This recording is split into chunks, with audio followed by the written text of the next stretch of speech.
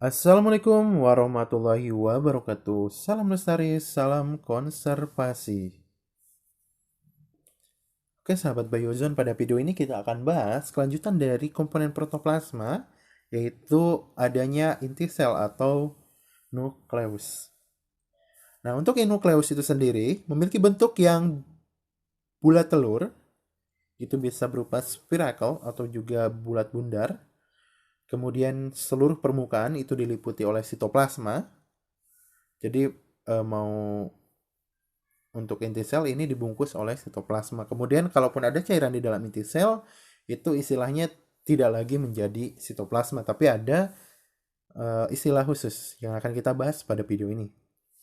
Kemudian inti sel ini tersusun atau dilapisi oleh dua membran, yang kemudian disebut juga sebagai sampul nuklir atau nuklear envelope. Untuk sel, itu ada yang hanya memiliki satu nukleus atau disebut juga sebagai mononukleat. Kemudian ada juga yang memiliki lebih dari satu nukleus disebut sebagai polinukleat. Nah, untuk nukleus itu terdiri atas sampul nuklir atau nuclear envelope dan juga matriks nuklir. Di mana untuk matriks nuklir ini terdiri atas cairan inti atau kariolimpa, kemudian rangka inti atau retikulum dan butir inti atau nukleolus. Nah, jadi di sini kita sudah ketahui bahwa cairan inti, cairan yang berada dalam inti sel adalah kariolimpa. Jadi tidak lagi disebut sebagai sitoplasma, walaupun cairan yang berada di dalam sel. Atau selain istilah kariolimpa, untuk cairan inti ini disebut juga sebagai nukleoplasma.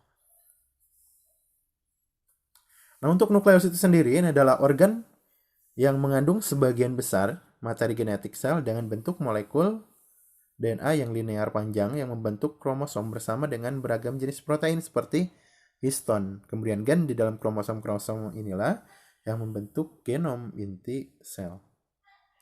Nah, fungsi dari nukleus ini menjadi sangat penting dan sebagai salah satu penanda bahwa sel itu hidup karena adanya aktivitas sel yang diatur oleh nukleus. Yang pertama adalah menjaga integritas gen-gen tersebut dan mengontrol aktivitas sel dengan mengelola ekspresi gen. Kemudian menorganisasi gen saat terjadi pembelahan sel.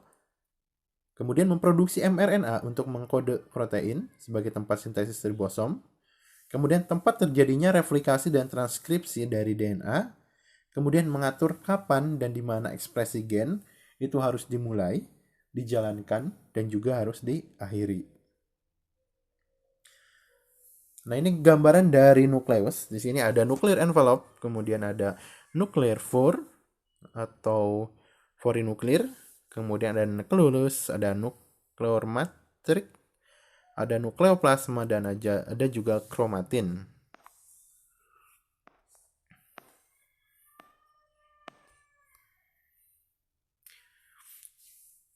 Nah, untuk bagian-bagiannya, yang pertama ada sampul nuklir atau nuclear envelope. Ini terdiri dari dua lapis membran.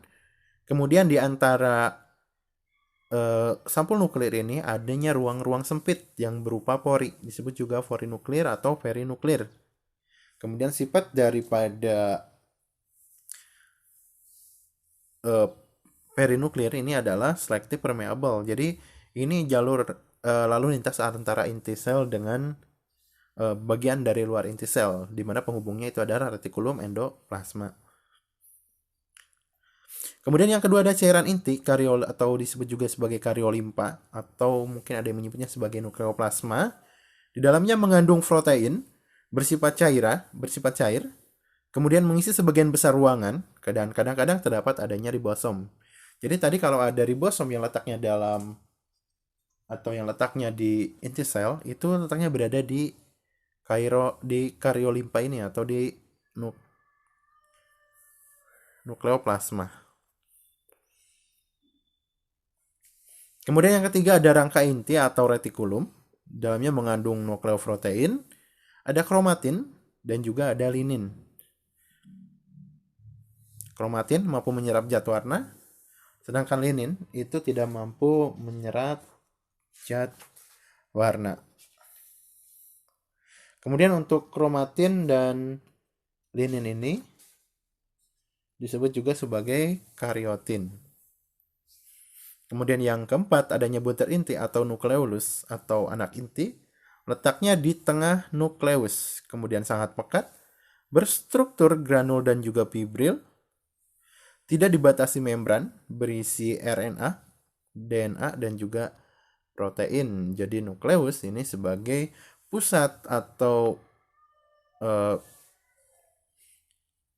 otak daripada sel, di mana tadi banyak sekali fungsi dari inti sel, baik itu berkenaan dengan ekspresi gen ataupun dengan kegiatan-kegiatan lain yang terjadi di dalam sel. Oke, jadi itu pembahasan untuk inti sel, tidak terlalu panjang karena sebenarnya untuk sel ini sudah dibahas di biologi sel.